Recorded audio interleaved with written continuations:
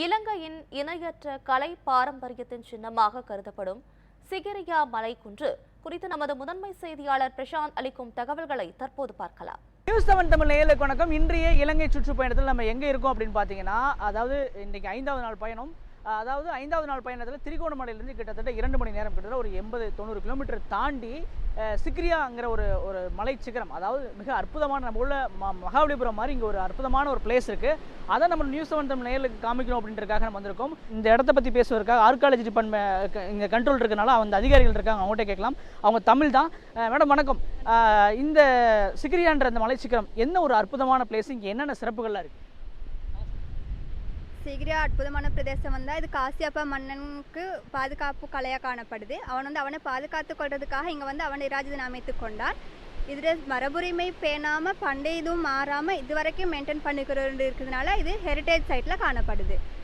இப்போ இது அந்த காசியப்பன்ற ஒரு மன்னன் பௌத்த மதத்தை கொடுத்ததுக்கப்புறம் இது எப்படி இருந்துச்சு, அதுக்கப்புறம் இப்போ யார் மெயின்டைன் பண்ணிட்டு?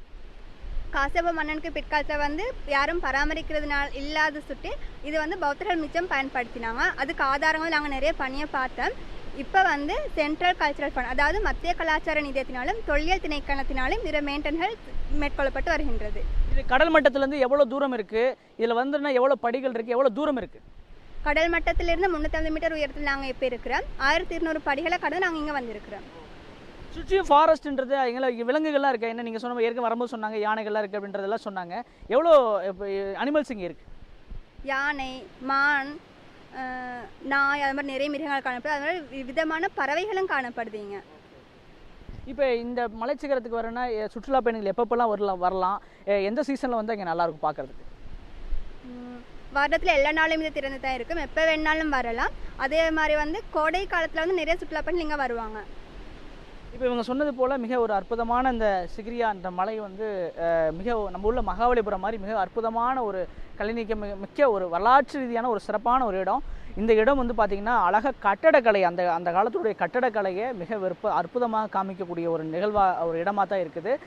முழுவதுமாக இப்போ தற்போது இலங்கையில் கூடிய மத்திய நிதி கலாச்சாரம் அமைச்சகம் இதை மெயின்டைன் பண்ணி பல கோடி நிதி ஒதுக்கி இதை கவனிச்சுட்டு இருக்கிறாங்க.